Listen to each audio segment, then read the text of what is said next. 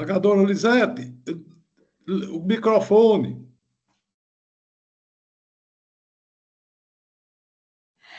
Por favor, o desembargador não está me ouvindo. Alguém pode dar, porque aqui eu estou conseguindo. Eu estou ouvindo agora eu estou ouvindo, Excelência. Perfeito, Excelência.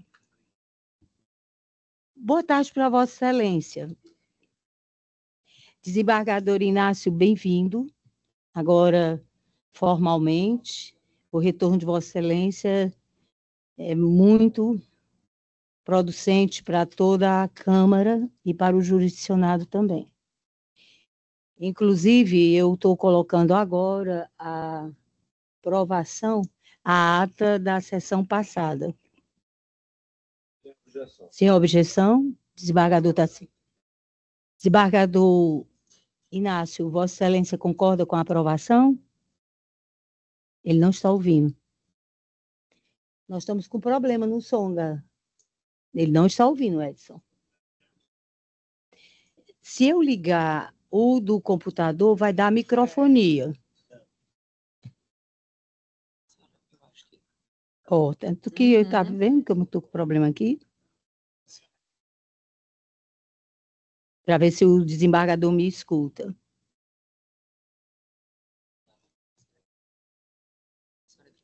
Foi. Está aqui, ó. Tranquilo. Bem aqui, ó.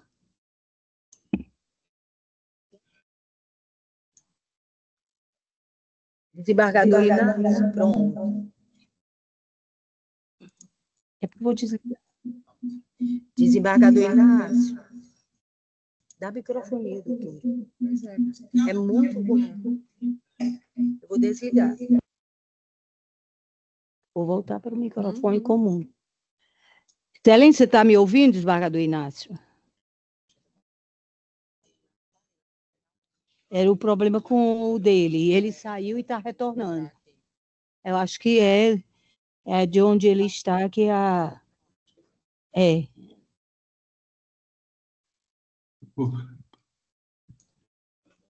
Vamos aguardar um pouquinho, né? Eu já voltei, Excelência. Vamos lá. Agora me escuta bem, amigo? Perfeito. Ok. Excelência. Vossa Excelência é pela aprovação da ata da sessão passada?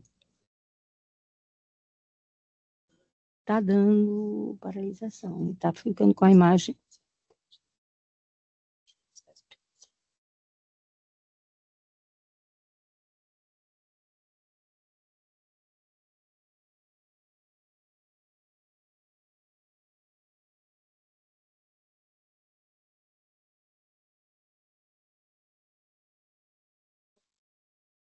Desembargador Inácio, a internet do senhor deve estar com algum probleminha, que a sua imagem está congelada.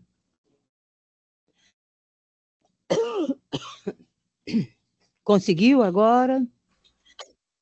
É.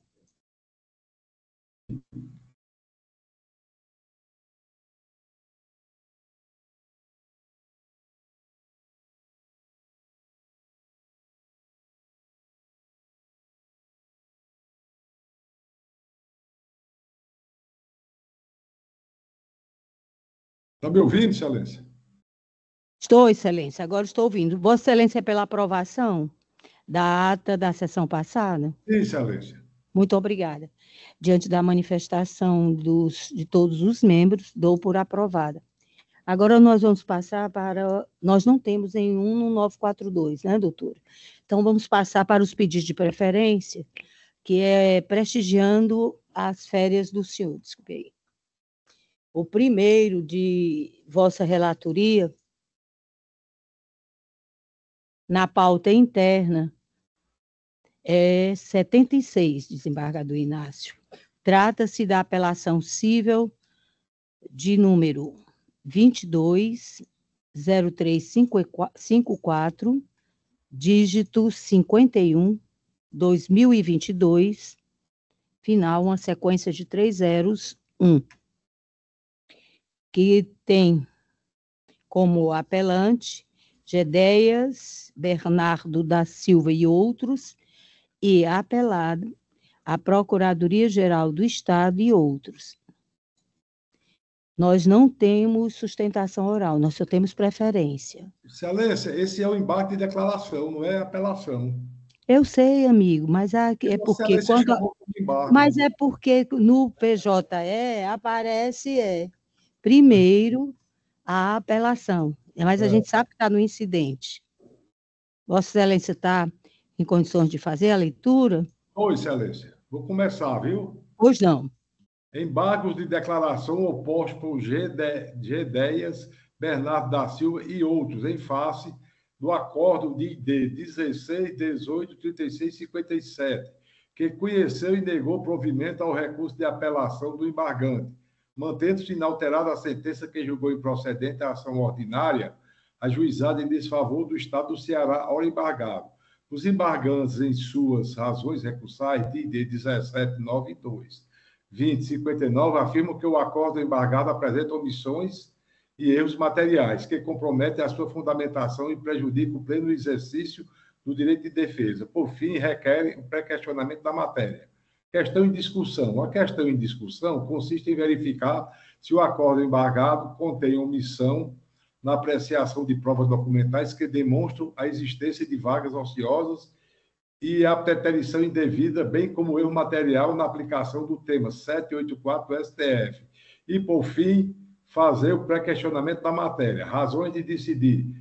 Os embargos de declaração são cabíveis apenas para sanar obscuridade, contradição, omissão ou erro material da decisão embargada, conforme o artigo 1022 do CPC.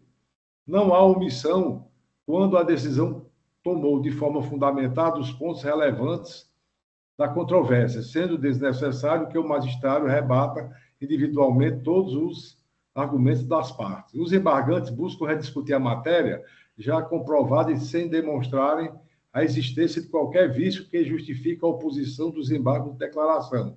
Conforme jurisprudência do STJ e súmula do nosso tribunal, do TJCE, os embargos de declaração não se prestam a reanálise da causa ou pré-questionamento de matéria para eventual recurso às instâncias superiores. Recurso conhecido e desprovido. É a aplicação da súmula 18. É como voto, senhora presidente. Obrigada, Excelência. Acompanho na inteireza o voto de Vossa Excelência, desembargador Tacílio. Também acompanho, eminente relator. O resultado do presente julgamento dos embargos é que os mesmos foram conhecidos e desprovidos à unanimidade, conforme voto do eminente relator. Na sequência, nós vamos ter da relatoria do desembargador Tarcílio. Se trata da apelação cível sob o número 159717, dígito 47, 2016. Final, uma sequência de 3 zeros, 1, em que é apelante a Cooperativa da Construção Civil do Estado e apelado o Estado do Ceará. Dr. Bruno Costa Bandeira solicitou pela parte apelante a presente sustentação. Doutor Bruno, por favor. Não está presente. E online também ele não se encontra. Desembargador Tacílio, sinta-se à vontade para fazer o julgamento. Obrigado, senhora presidente. Como o voto já foi disponibilizado, a proposta de voto e de emenda já foi disponibilizada, eu vou proceder à leitura só da parte destacada, que apesar de sucinta, mas ela toca todos os pontos da controvérsia. Perfeito. Processo civil, tributário, apelação civil, ação anulatória de débito fiscal, adesão ao REFIS, Lei Estadual 18.615 de 2023, extinção do feito sem resolução do mérito, condenação em honorários advocatícios, possibilidade, princípio da causalidade, interpretação estrita do artigo 19 da Lei Estadual 18.615, honorários de sucumbência e honorários de adesão, verbas de naturezas distintas, inexistência de bis e idem, fixação da verba sucumbencial sobre o proveito econômico, montante pago por meio do refis, necessidade de aplicação do artigo 85, parágrafo 5º do CPC, afastamento da multa por embargo de declaração, intuito protelatório não configurado, recurso conhecido e parcialmente provido, sentença reformada em parte. Desembargador Ximenes. Acompanho, eminente relator. Desembargador Duval. Então, o presente recurso, a apelação foi conhecida, parcialmente provida, e a sentença reformada em parte, conforme voto do eminente relator. É isso, né, Excelência? Obrigada. Na sequência, nós temos agora, voltando para a relatoria do eminente desembargador Inácio de Alencar Cortes Neto, na pauta interna, é o 77. Trata-se da apelação cível 3019-860, dígito 85, 2023, final, uma sequência de 3 zeros, 1. Apelante, Porto Freire, Engenharia, Corporação LTDA, e apelado, município de Fortaleza. A doutora Sabrina Vidal, OAB de Vossa Excelência, doutora Sabrina, é a 51.235. Perfeito. Vossa Excelência dispensa a leitura do relatório. Muito obrigada, pode usar os 15 minutos.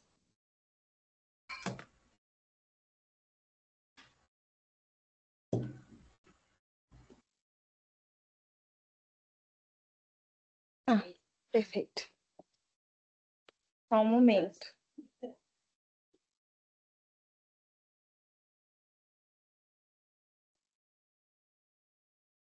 Posso iniciar? Eu ia iniciar a minha fala falando justamente que essa é a minha primeira sustentação oral presencial, então eu queria já agradecer a compreensão e a atenção por qualquer intercorrência, como já aconteceu. Mas meu nome é Sabrina, hoje eu venho falar pela Porto Freire, que é a apelante, e eu venho trazer uma questão de ordem pública, que é uma prescrição intercorrente em um processo administrativo.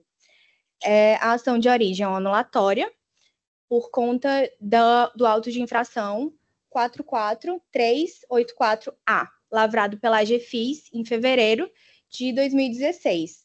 Na mesma data foi apresentada a defesa, mas o processo ficou abandonado por 4 anos e 3 meses. E a própria fundamentação do auto de infração é no decreto 6514 de 2008, decreto federal que trata de infrações ambientais. E no artigo 21, parágrafo 2º do decreto federal, ele prevê a prescrição intercorrente em processos administrativos que ficarem parados por mais de 3 anos. Então, nesse caso, por força da própria fundamentação do auto de infração, defende-se, né, que incide a prescrição intercorrente. E é também uma questão de respeito a um princípio constitucional de duração razoável do processo, previsto no artigo 5º, né, inciso 78. E também é muito importante analisar que se trata aqui de uma massa falida. Então, mesmo que não se considere o tempo, uma massa falida ela não pode ser surpreendida com um débito, principalmente tendo a responsabilidade dela com os credores, num caso que já deveria estar arquivado. Então, como o próprio auto de infração é fundamentado no decreto 6514, nota-se que é inafastável a prescrição intercorrente prevista nele, já que a própria fundamentação utilizada pelo município prevê essa prescrição intercorrente. Na sentença recorrida, o juízo entendeu, de primeiro grau, entendeu pela afastabilidade, né, ele desconsiderou a prescrição intercorrente, alegando que a Lei do Processo Administrativo Federal, a Lei 9.873, de 1999, ela só se aplica aos processos administrativos federais. Então, ele afasta a prescrição intercorrente prevista nela. Mas aqui não se fala só de prescrição intercorrente prevista nela, mas sim no próprio Decreto 6514, que fundamentou e deu a razão da autuação. Inclusive, em sede administrativa, a AGFIS apreciou a questão de prescrição intercorrente e decidiu por afastar, alegando que a prescrição teria o prazo de 5 anos, com base no artigo 21 do Decreto 6514. Então, ela ignorou completamente o parágrafo 2º desse artigo, que é o que prevê a prescrição de 5 anos de casos em que o processo administrativo fica paralisado por 3 anos. A prescrição de 5 anos seria para apurar a infração, e não durante o processo, que é esse caso, que é de 3 anos e que ocorreu, né? Porque o processo ficou parado por 4 anos. Então, aqui, a gente nota que não é uma questão de aplicar uma norma federal a um debate municipal por analogia, mas sim aplicar a própria norma que o município escolheu para o caso, né? Não tem como se aplicar apenas parcialmente ou de forma seletiva. Então, finalizando minha fala, né, eu reitero que o processo ficou paralisado de fevereiro de 2016 a junho de 2020, 4 anos e 3 meses, e que o direito administrativo, ele não deixa dúvidas nesse ponto. Prescreveu. Se passaram 4 anos, quando a lei só prevê 3. Então, o próprio município invoca a norma que extingue a sua prescrição. Então, essa defesa, ela pugna pelo total provimento da ação, a fim de que a sentença seja reformada e reconhecida a prescrição intercorrente, a fim de ser respeitado o princípio da legalidade administrativa nesse processo. Agradeço a atenção. Parabéns, doutora. Desembargador Inácio, devolvo a Vossa Excelência a palavra. Pois não, Excelência. O caso em exame, apelação civil interposta contra a sentença que julgou improcedente o pedido formulado em ação anulatória de auto de infração, ajuizada com o objetivo de declarar nulidade do processo administrativo de número 3870/2016, conduzido pela Secretaria Municipal de Urbanismo e Meio Ambiente de Fortaleza.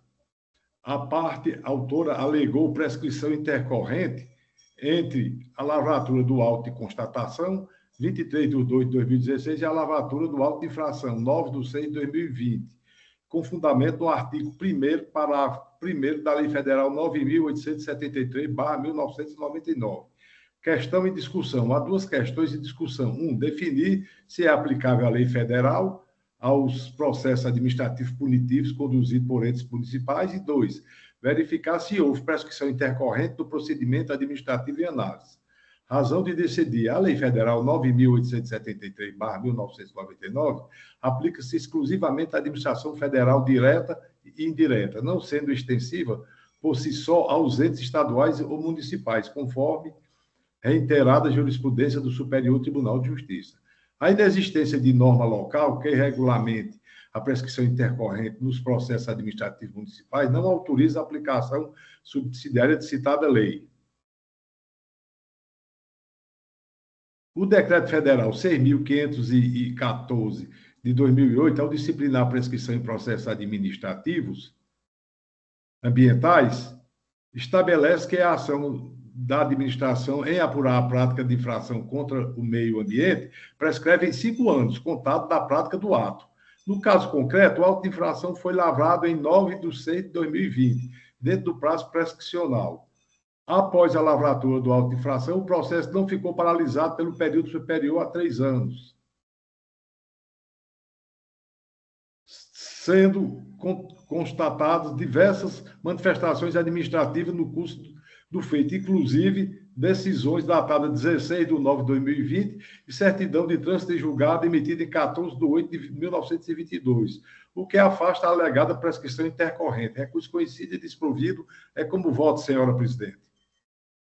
Obrigada, Excelência. Eu me manifesto dando aqui, tornando definitivo o voto provisório lançado, acompanhando o entendimento de Vossa Excelência, desembargador Tacílio. Obrigado, senhora presidente. Eu também acompanho o relator no inteiro teor do voto Ele trata dessas duas questões, desses Sim. prazos, né, que tratam de 5 anos, do fato até a conversão no auto de infração, e também no de 3 anos com relação às movimentações. No voto está bem claro, eu acompanho integralmente. Não foram 3 anos sem nenhuma movimentação. Perfeito. Acompanho integralmente o eminente relator. Muito obrigada. A doutora pela... sim. Não tira o brilhantismo da sustentação, viu, doutora? Obrigada. Eu também, senhora presidente, embora não participe do julgamento, quero parabenizar a doutora Sabrina. Estreando muito bem de presencial, viu? Obrigada. Boa tarde. Só um momentinho que a gente vai dar o julgamento definitivo. Perdão. Ai, Jesus. A presente apelação foi conhecida e desprovida à unanimidade, acompanhando o voto do eminente relator. Muito obrigada, excelência. Obrigada. Agora, dando continuidade, é um processo da nossa relatoria. Trata-se, na pauta interna, do 130, mas é uma apelação cível. Apelação cível sob o número 11.820, dígito 87, 2015, final 0053, em que é apelante Francisco William do Nascimento e apelado o Instituto Nacional do Seguro Social, INSS. A solicitação da sustentação oral foi feita através do doutor Arthur Parente Ponte, OAB-CE, número 27.882. O doutor Arthur se encontra? Presente. Pois não. Boa tarde, doutor. Muito boa tarde. Vossa Excelência dispensa a leitura do relatório? Dispensa, sim. Muito obrigada. Por favor, faça uso dos 15 minutos. Meu boa tarde. Primeiramente, gostaria de cumprimentar essa egregia Câmara, na pessoa da eminente relatora, desembargadora Lisete, na pessoa de quem eu cumprimento os demais membros desta egregia Câmara. Cumprimento também ao eminente membro do Ministério Público, Procurador de Justiça, eminente membro da Defensoria Pública, colegas advogados, serventórios da Justiça, meu boa tarde. Desembargadora Lisete, eu já adianto que eu não vou utilizar o tempo total regimental, porque se trata aqui de uma questão relativamente simples. Se trata de um pedido de auxílio-doença acumulado com um pedido de auxílio-acidente, em razão da cessação do benefício de auxílio-doença pelo INSS.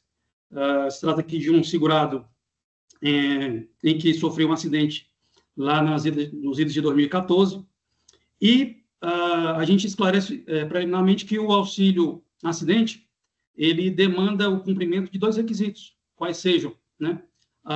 Obviamente, além do acidente, que este acidente tenha ocorrido em data em que o segurado ele detinha exatamente qualidade de segurado, e, além disso, as lesões decorrentes desse acidente, após consolidadas, elas precisariam aí caracterizar uma redução da capacidade de trabalho de qualquer grau, de forma aí definitiva.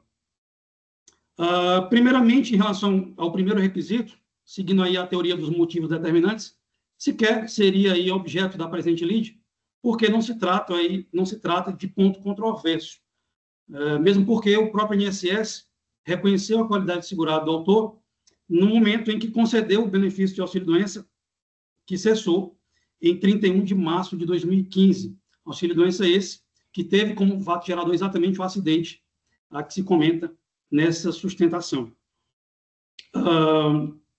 Então, não caberia, então, sequer uma alegação do INSS de que não existiria a qualidade de segurado, o cumprimento do requisito de qualidade de segurado. Mas, de qualquer maneira, não custa nada ratificar o atendimento a esse requisito no momento em que o acidente, e aí nós temos um pequeno erro material no laudo pericial, que o doutor perito ele escreveu lá 30/12/2004, de 04, mas, na verdade, esse acidente ocorreu em 30/12/2014. Trocou o 0 pelo 1, e o documento que mais explicita a ocorrência de mero erro material é o laudo pericial administrativo, ou seja, aquele produzido na via administrativa no INSS, em que o perito deixa claro a ocorrência do acidente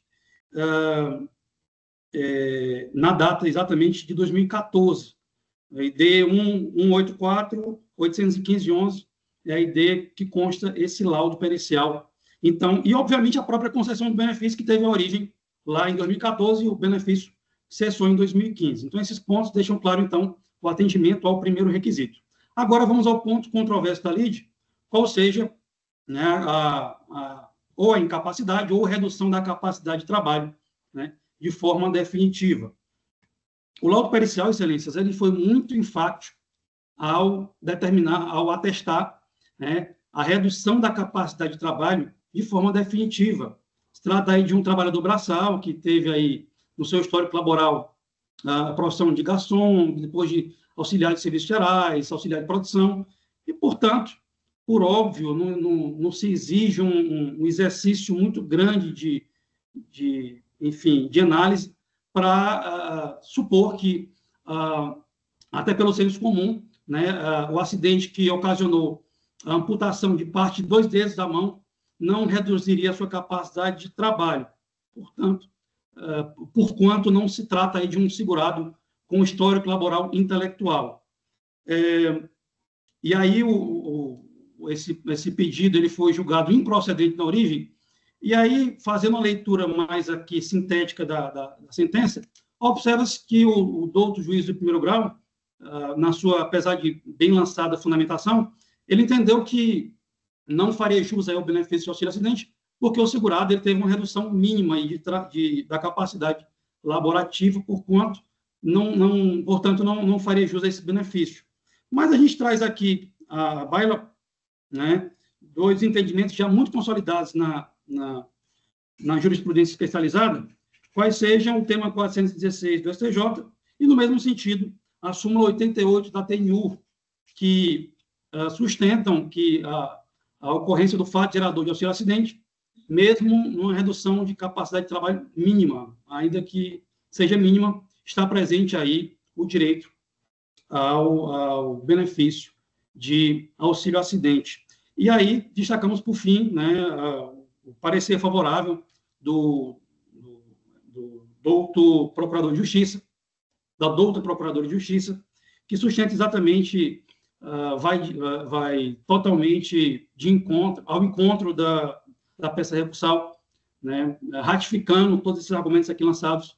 Portanto, diante do atendimento a todos os requisitos do benefício de auxílio acidente, a parte autora pugna pelo provimento deste recurso de apelação, no sentido de reformar a sentença pela concessão do benefício de auxílio acidente desde o dia seguinte à data da cessação do benefício de auxílio doença. É nestes termos que requer deferimento. Obrigado, excelências. Parabéns, doutor. Boa tarde. Só 1 minuto aí para o nosso voto. Trata-se de recurso de apelação interposto por Francisco Williams do Nascimento em face de sentença que negou a concessão de benefício previdenciário de auxílio-doença acidentário ajuizado em desfavor do INSS. O cerne da questão versa sobre a análise da controvérsia acerca do direito da parte autora à concessão do benefício previdenciário de auxílio-acidente nos termos do artigo 86 da Lei 8.213, de 1991.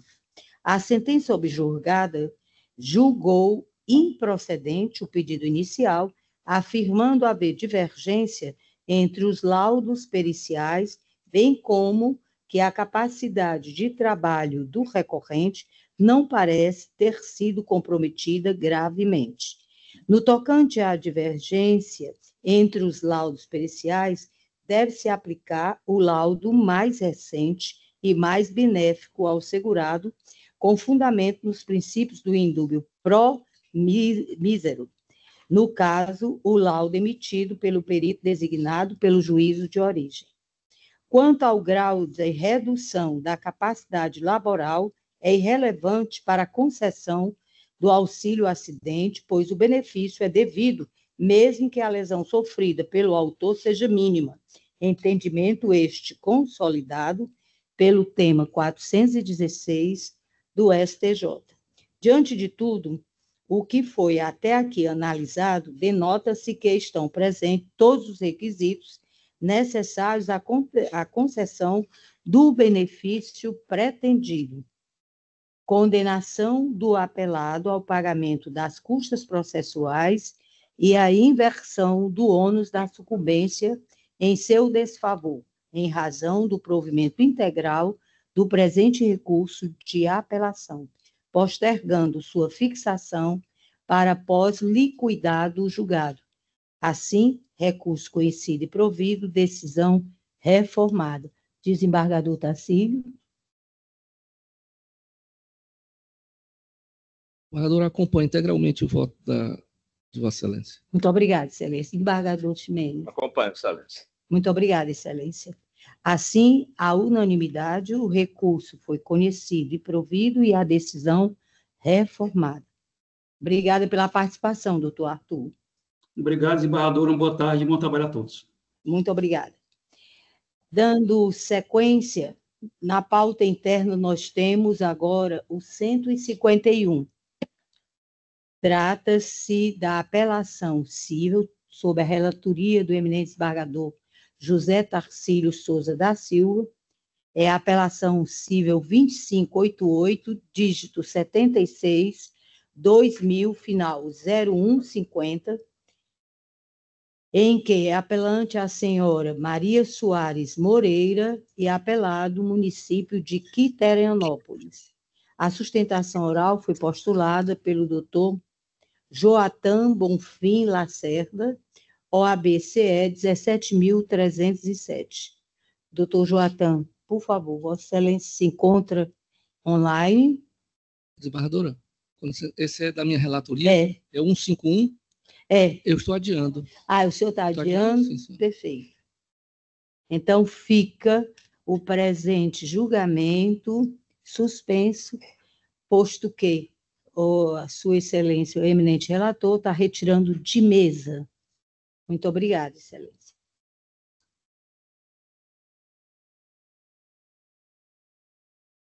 Dando sequência, e aqui nos parece ser a última, com preferência e com sustentação e sem sustentação oral. O 115. O relator é o eminente desembargador Inácio de Alencar Cortez Neto. Trata-se da apelação cível sob o número 254456, dígito 02, 2022, final, uma sequência de 301, em que é apelante o Estado do Ceará e a apelada Joelic Indústria e Comércio de Confecções LTDA. A sustentação oral foi postulada pelo doutor Esaú Feitosa dos Santos Ribeiro, OAB Pernambuco, 57.681, que fará online. Excelência. Excelência, diga embaixo da declaração. Eu sei, criatura. Não cabe sustentação oral. Pois é, doutor. A gente vai esclarecer isso para o nobilíssimo advogado, que, inclusive, ele havia feito a solicitação sem o conhecimento da portaria que tornou ponto facultativo a sexta-feira. E para que o doutor pudesse entender como se trata de embargos e CPC, nós não temos sustentação oral. Viu, doutor Isaú? Ok, Excelência. Desde já agradeço. De nada.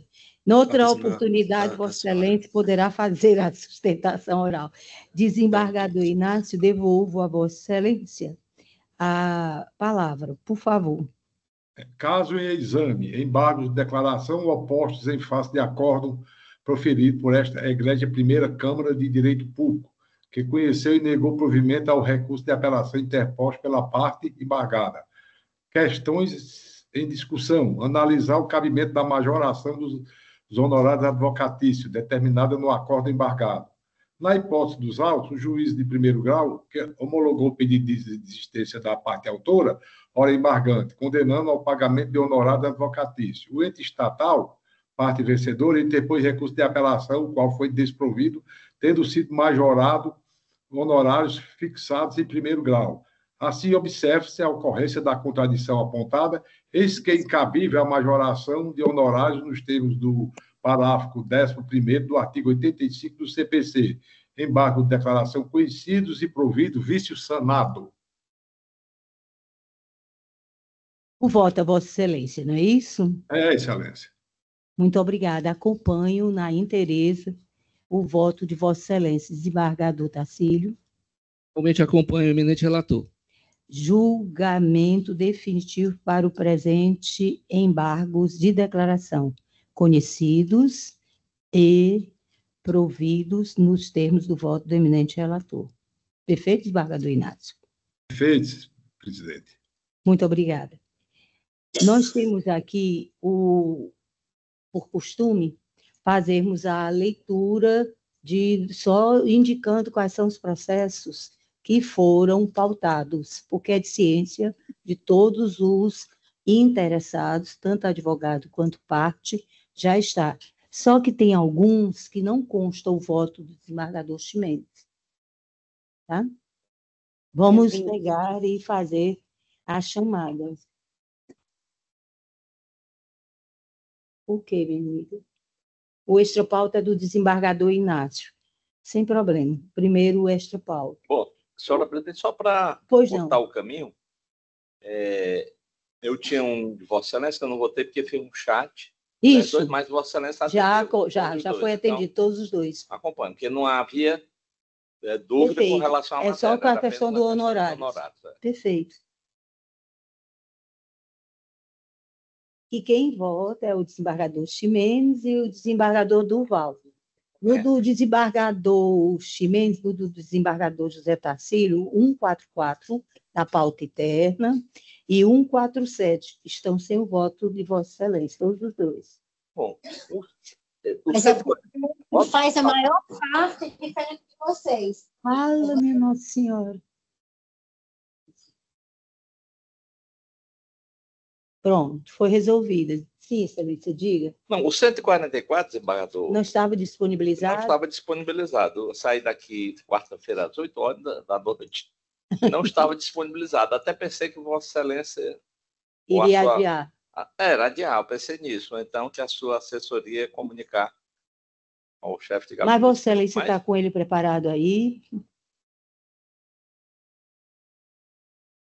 É o 144. É, o 144 da pauta interna. Estava assim, sem disponibilidade. E também o 147, viu, Excelência? 147, 149, né? Mas parece que o 149... Não, mas o 149 já tem o voto de Vossa Excelência. Tá? Só que ele vai adiar. Depois, né? Ele está adiando o 149. Então, tinha alguma coisa aqui que eu não tinha notado. Diga o desembargador Tacílio. É o 144. 144 é uma questão simples de honorário, fixação por equidade, para defensoria, né? Uma apelação. Então. Exatamente. Não, fixando por equidade R$2.000. Essa aqui é. Acompanho, Excelência. Eu só apenas não voltei. Perfeito, porque ele estava disponibilizado. E o 147? Do PJE, né? Vamos ver aqui. Não. E ele é o coordenador. O 147. É o feriado. Vamos ver aqui. 147. Vamos lá. O cerne da questão recursal se aferir se as autoras, na qualidade de pensionista de servidor público da Cefaz, possuem direito à paridade vencimental com os servidores da ativa da gratificação denominada Prêmio por Desempenho Fiscal, instituída pela Lei Estadual 13.439. A questão em discussão aduz se as apelantes pensionista de servidor público, como diz, fazem jus a tal gratificação. PDF, Prêmio de Desempenho Fiscal.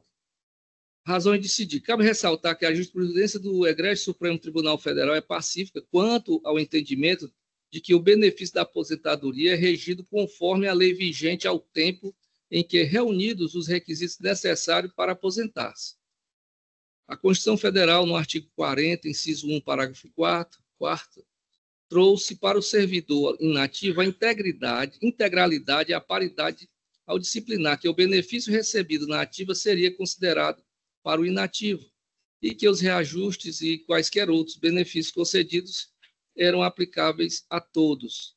Referida garantia da paridade para aqueles servidores públicos inativados, anteriormente à emenda 41, significa a garantia de que seus proventos serão revistos na mesma proporção e na mesma data, sempre que se modificar a remuneração dos servidores na ativa. Isso aqui também atinge os pensionistas. A questão é essa e eu estou dando provimento ao recurso, né? Justamente porque os precedentes do Supremo e desta Corte autorizam a extensão do benefício desse então, PDF. Então, está dando provimento ao recurso da senhora Vicência Nogueira de Lima, não é isso? Exatamente. Também acompanha. O desembargador Duval teve a oportunidade de verificar e já está votado por Sua Excelência. Pois então, não tem mais nenhum desembargador Tarcílio. É o jeito, a gente dá uma cutucadinha leve em Vossa Excelência por conta da plataforma, né? Mas aí vamos colocar aqui um acertado parêntese pelo feriado da sexta-feira, o ponto facultativo. Viu? Então... Eu realmente não, quinta e sexta eu não... Não verificou, Não verificou. Vamos... Perfeito. Eu votei e ainda apareceu sem voto aqui na plataforma.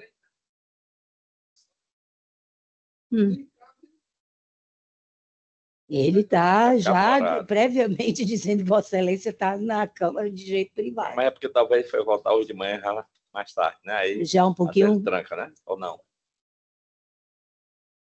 Conseguiu. Tá.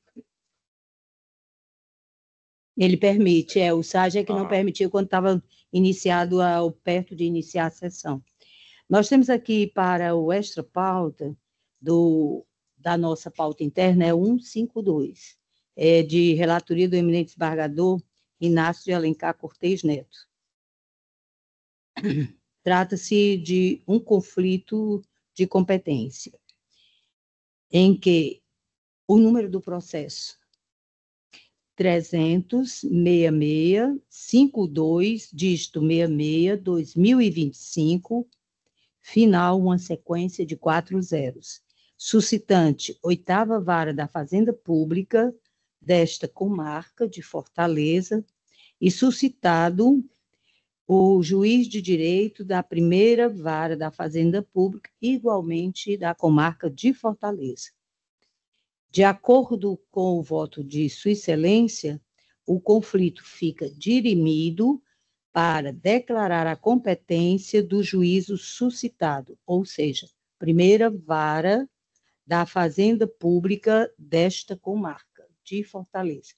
Eu acompanho, tornando definitivo o voto provisório, e o desembargador Tarcílio. Igualmente acompanho o eminente relator.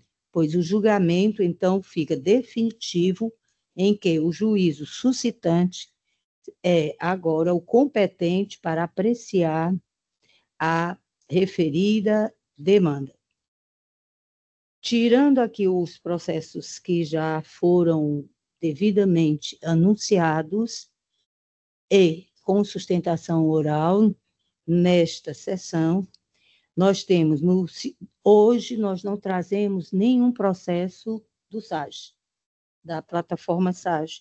Então, no PJE de relatoria de Vossa Excelência, desembargador Fernando Luiz Ximenes Rocha, que vai do 1º ao 14, todos já foram votados pelos eminentes pares, porquanto definitivo o julgamento lançado por Vossa Excelência. De Sua Excelência, o desembargador Duval Aires Filho, está do 15 ao 39, salvo o 15, que é uma apelação cível sob o número 511-74-12-2021, final 0053, seguindo-se do 3.134, dígito 06, 2023, o final 0170. É uma apelação cível. Esses que estão adiados, desembargador Duval, é de retirando de mesa ou de pauta? Pois é, retirando de mesa. Perfeito.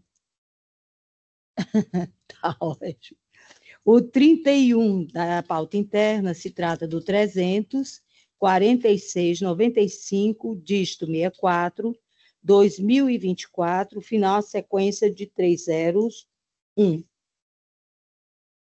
Nós seguimos aqui com a apelação cível 30.12.583, dígito 81, 2024, final uma sequência de 301.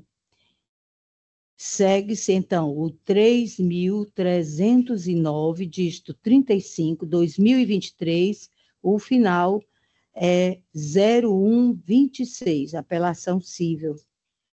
Vamos, então, para o próximo, que é o 30.073, dígito 54, 2023, final 0168, apelação e remessa necessária.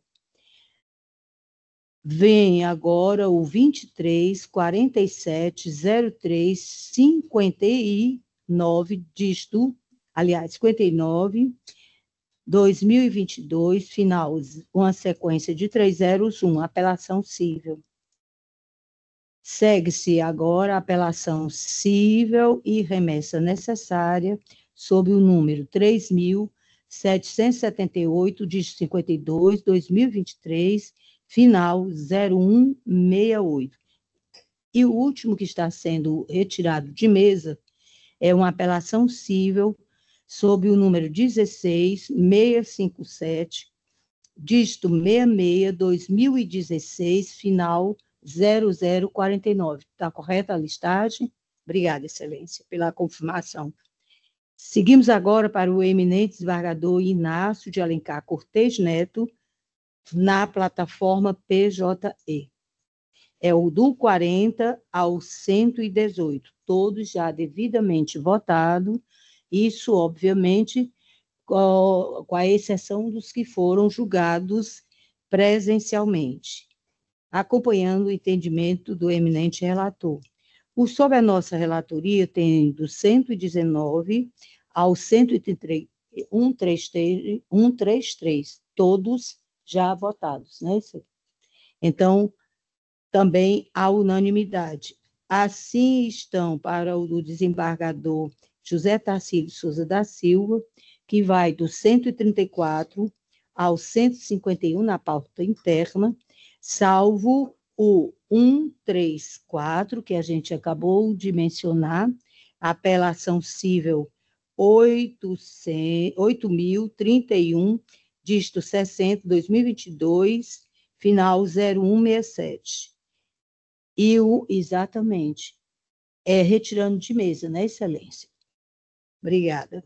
O 149, 51.997, dígito 37, 2020, final 0112, apelação cível, também retirado de mesa, né, Excelência? Ok. Diante desta leitura, nós vencemos a nossa pauta. Eu indago dos eminentes pares se tem algum voto, alguma moção que esteja para ir presentemente na ata que será confeccionada. Desembargador Fernandes Mendes? Não? Desembargador Duval? Sua Excelência Desembargador Tacílio. Presidente, só agradecer como sempre. Como de costume, eu também costumo ser grata a partir de Deus, né? No momento que a gente já se faz presente. Vamos lá. A doutora Defensoria tem alguma solicitação?